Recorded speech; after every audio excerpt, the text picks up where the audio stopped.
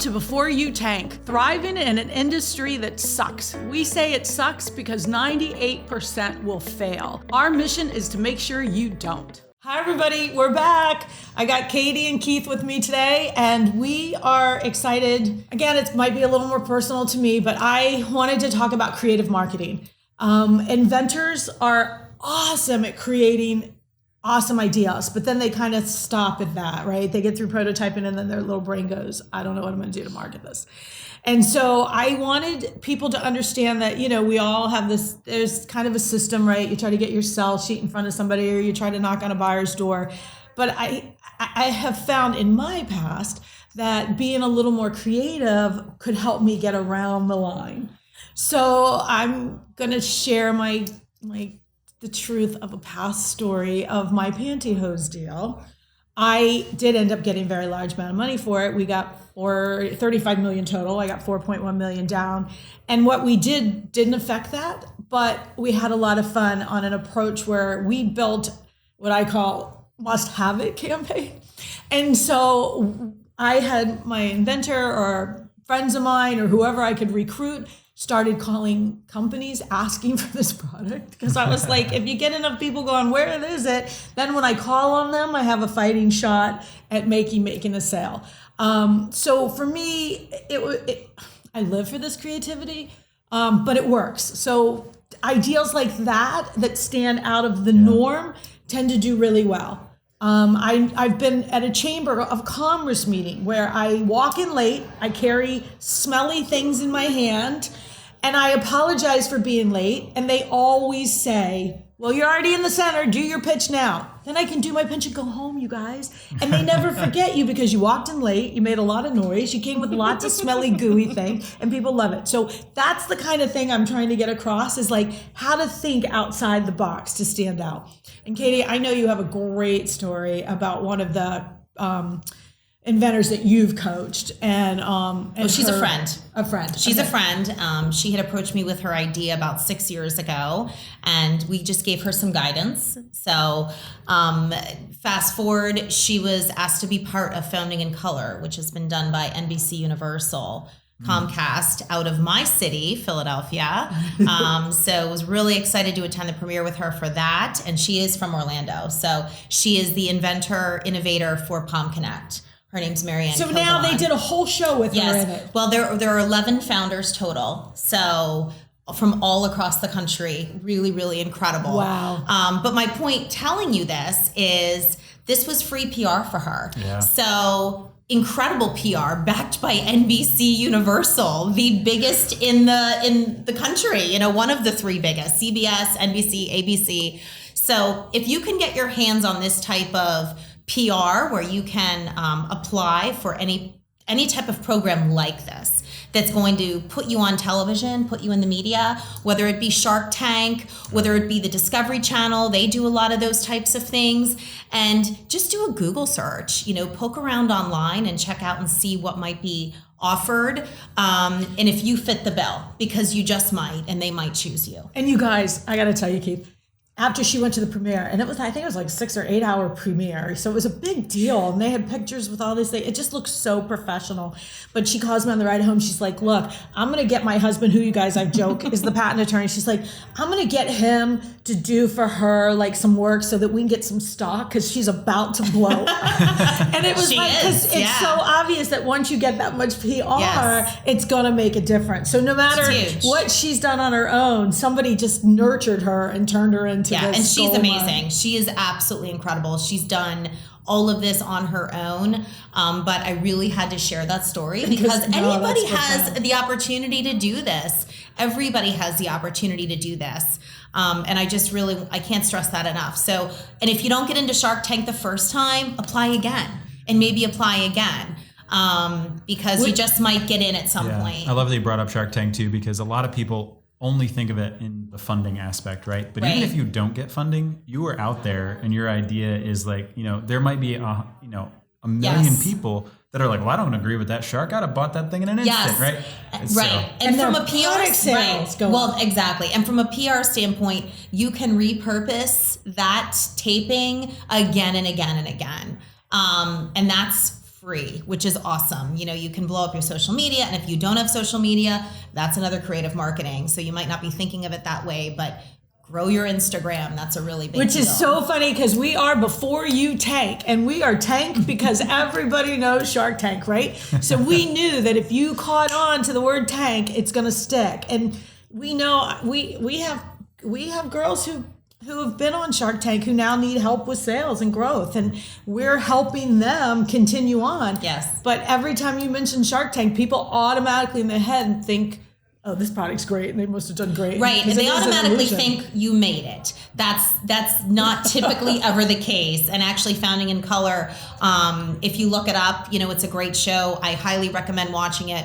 One of the founders talks about that. Everything is not the way it appears, and it's not the way it seems. Yeah, that's a really good point. And I think we should dig a little deeper into that, because a lot of people listening right now may be automatically disqualifying themselves, right? Because they may be like, well, I don't have a product that can be on Shark Tank. I don't have, a national newsworthy product. Right. But we are talking about creative marketing, and I think that applies at every single level, no matter where you're at. So I'd love to dig a little bit more into that. You've talked a little bit about some of these ideas, maybe some of the creative strategies, like the mindset, how you just think differently about what you're trying to accomplish.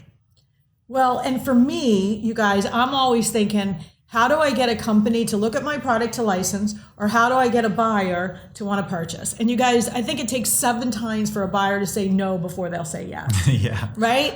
You have to get comfortable with no. Exactly. So when I think of creative, in my head, I give you an example. I had a client who had a product line that would have been great to go with like 9 West shoes or something like that. And there was a trade show, just happened to be in my town at the right time.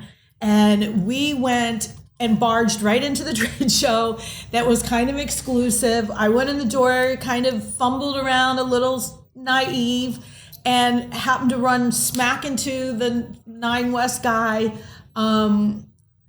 Obviously, I knew what I was doing, but I went in with sort of this lost girl theory and asked a question. And then I said to him,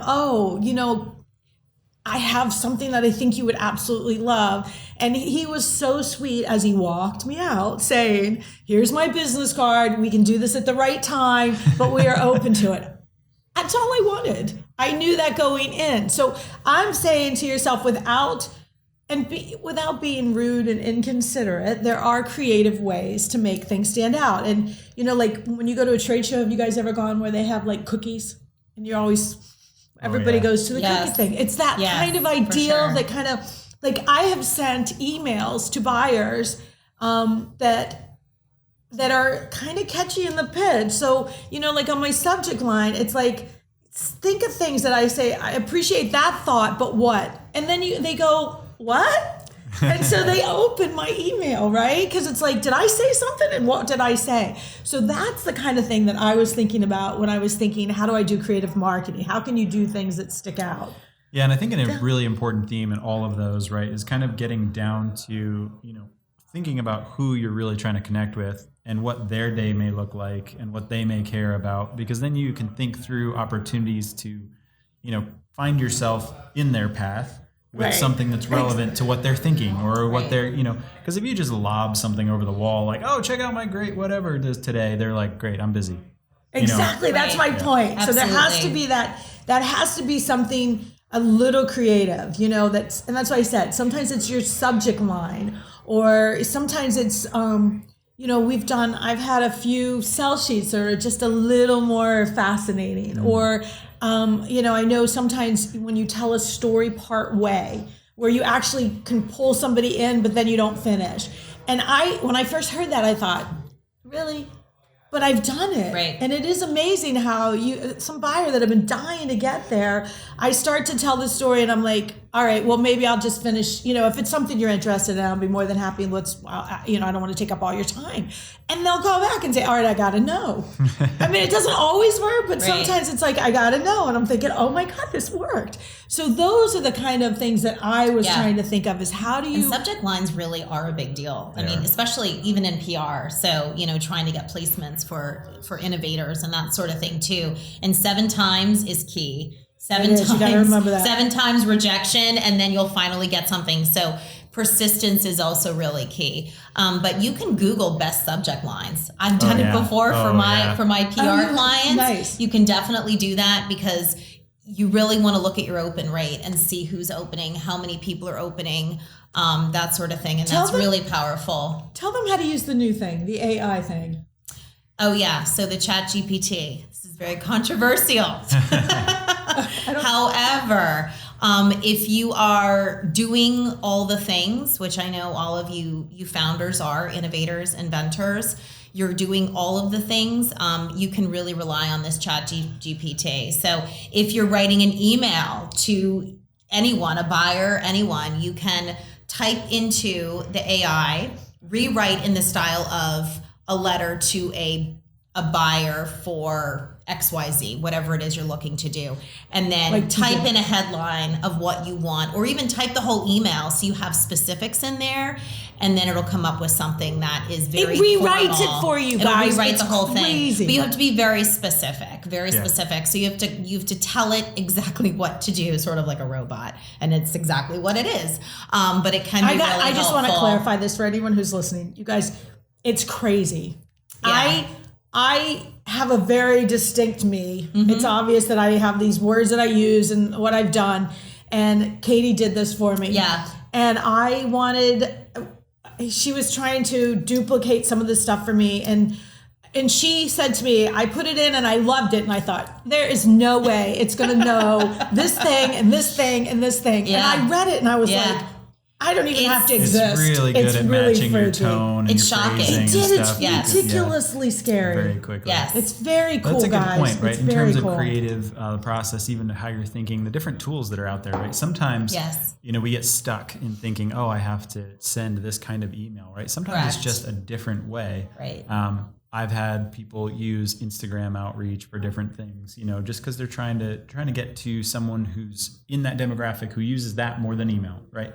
So just kind of being open and thinking about what are the different tools at my disposal. Absolutely. Right? Oh my God, you guys. And I just read somewhere that if you want to talk to Ryan Reynolds, you come up with something funny to pitch to him and he will answer. So that's getting into, and I'm going to do that. I swear to God, I'm going to do that. We want him to help. We want him to use that, that gift he has to spend no money for marketing, but we want to use it to help a lot at once. So we just haven't figured out what that vehicle is yet, but we are going to Ryan, pitch if you're listening. Ryan Reynolds, we want you. We want you. We want you. When we get to that episode where he's on, we're going to go play this part back and be Exactly. Oh my God, that would be so fun. This is your new mission. Exactly, for sure. Well, because he could use that power for good, not just for Mint Mobile. Do you know what I mean? If he could help so many, we just think that would be a blast. So, but like you said, you had to share that because that is the newest, hottest thing out there. It's really about having a tool, and when you're working on such a lean budget, everybody is bootstrapping. Just about everybody is bootstrapping, and you're really looking for a way to grow a team before you have a team, so to speak, right? Or even if you have a small team, someone else to rely on. And this Chat GPT, like I said, it can be controversial, but for the startup game, it's a game changer. It really is. It's really a helpful way, you guys. I can't write, so I loved it. And it's free. It's free. It's free. So I got another idea. I was thinking of another one that I did that was kind of creative in order to get somebody's attention. I'm trying to, because I've done So it's funny. I was hesitating to bring this up because you know where I'm going with this, but so a lot of people get stuck, right? We talked about this. And so there's this methodology, this idea out there of I'm just going to write this generic script, since we're talking about what you're writing, right? And push it out, right? Oh, follow this script, Luann, follow the script, as opposed to, being a little bit creative, being a little bit funny, being a little bit yourself. Right. How many times have you been forced into sending an email out that doesn't even sound... Oh my God, I didn't even get what you were going after. Okay, I got to share this. share this. Keith and I had worked together on a project. I'm going to try to keep it as generic as possible. They brought in a lead expert. Literally, I guess when you say it, this person was supposed to be an expert on how to get more sales and how to make us stand out. And they literally gave us each a sentence on how to respond to LinkedIn, how to respond to whatever, and how to respond to whatever, email or whatever. And we literally died. We're like every bone in my body hurt because I am so about the opposite of that. Yeah. And this person got a ton of money in this project to come and guide us to literally say the exact same response. And you guys, seriously, like, I've wanted Ted Turner, and I picked up the phone and been like, can I please talk to Ted? They put me through. Ted gets on. Ted goes, "Hi, this is Ted." And I go, "Ted." And then the girl gets, his secretary got back on and said, "Wait a minute, who'd you say you were again?" And then it was over, because that's the stuff that counts. That's the stuff where you go, I'm just going for it. Right. If you're respectful and you know what you're after, right, and you're courteous, people love that. Have confidence. Have confidence in that. Confidence. Don't waste your time. Like I said, maybe the Chamber of Commerce is the best. Don't waste your time being in a room. Please don't take this wrong, Chamber of Commerce. We love you guys too. I guess what I'm saying is, you're one of 50 people that are going to pitch that morning. All I'm saying is that is such a great opportunity for you to have, but make yours matter. Right. Make yours stand out. Stand out. Like, I've been in an event where we stuck a $10 bill under a chair. And so we were like, okay, so my pitch is, I help innovators and help them find new money. So there is a $10 bill under somebody's chair. Everybody runs around looking for a $10 bill, but they know me now. When I leave the room, they're like, "That's the crazy lady that stuck $10 under a chair." Right. So that's the kind of thing I'm trying to say that's really, really fun. It's funny because that applies to all mediums, right? Whether it's in PR, getting somebody to open an email subject, whether it's an in-person thing, or whether it's digital and online, because there's so much noise, right? We get a million emails, we get a million ads, so many posts on social media, so many websites. Is it really finding that way to stand out? And that could get us all the way down into this whole branding discussion, but we'll save that for another time. What's the book called? The Magic of Moments? Is that what it's called? Oh my goodness, I need to look it up. But it's a phenomenal book, and it really focuses on that. And it's about the startup space. In fact, one of our innovators is from Los Angeles and works at the Magic Castle, which is a hotel. And the Magic Castle is cited in this book about how the one thing, the biggest takeaway is when you go out to the pool, you can order, there's a red phone behind the bar, pick up this red phone, and they will bring out a popsicle to you on a silver platter from a guy in a tuxedo. And this is sort of an older hotel, and our inventor is a magician. We love him. But he happens to work there as well. And I never knew this until I read this book, and it was so cool. But that's the magic of moments, right? Magic moment. So that's the kids, what we're looking for, right? So, and the family, after they went home, they had this big California vacation, and the thing that the kids remembered the most was this red popsicle brought out to them on a silver platter by a guy in a tuxedo, and it costs nothing for them to do that. Exactly. So, but that's the magic of moments, and I think that if you can create that in your brand, it really does set you apart. It does. And I guess what I really wanted to stress out of this session was that you have to. I really want you to think as creatively about how to get the product out as you did to make it happen. Because inventors, we've seen it. They spend years making it better and getting it, more fine-tuned and testing it out, and it goes on forever. Right. And then when it comes time to market it, they're stuck. They literally stop dead in their tracks. And so it's like, when you're doing it all, start thinking, like, what's going to stand out? What's going to make this stick out? How can I get it to the right person in the right way? How can I make something fun out of my marketing strategy? And Keith, I know you can do that online easily. You're really good at branding and doing that. So, and like Katie said, let's grab up all the PR that you can get, get crazy and try to do that. Tell us a tip. Yeah, so I think actually I'm going to go a little bit of a challenge more than a tip, and that would be to send in what you have done, right? Tell us your ideas, the things you guys have tried, or the other tip would be ask us a question. Hey, I have this particular scenario. What are some ideas? Oh, right? I want to do this. We will eat this up. That's our thing. I love that. Let's do that. Sometimes you get creative creative block or anything like that. Just ask a friend. In this case, ask us. We'll see what we can do. I'm in. I love it. I want to do that because we love that. We're good at that. We're always like, let's make something crazy. Go ahead. My tip is to be your own publicist. Most innovators are working another job outside of their side hustle, which they're hoping will be their full-time hustle. And what I see the most is they're not promoting themselves enough. They're not asking people enough, and they're not doing their pitches enough. So be your own publicist. Awesome. Yeah, I do agree with that. And I'm going to stick with you, Keith. I really want that. I live for that. For me, I am all about the best marketing strategy. How can I go around what's the norm? I've got a client right now that wants Tom Cruise. And you know what, you guys, it's crazy. They have a sunglass case, but it's like the ideal case for the shades that you wear on, you know, Top Gun, right? And so in their head, they have this whole illusion of how great it would be. And my daughter's best friend's roommate is with Tom Cruise right now. She's a nurse, and so she's there. I can't say this. We have to cut that out. You guys, I'm not allowed to tell you that. Like pause and then like go back to like, you know. So my tip is I'm going to stay with Keith and challenge you to send us your stuff, your questions, ask us if we can help. Let us do it, because we live for this. We love the marketing strategies. We love the tough stuff. I'm all about Ryan Reynolds and getting him to play with us. And so we like those kind of things. If we can figure out a way ourselves, we want to do that for you.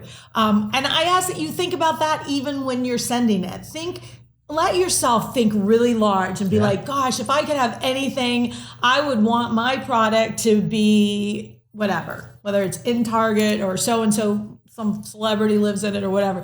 Think about what it is. Just let yourself, Tony Robbins once said this, you know, I ask people, grown-ups, he said, I'll talk to grown-ups and I'll ask them to let their imaginations go. And if you had all the money in the world, what would you do? And they'll be like, well, I'd buy a new home.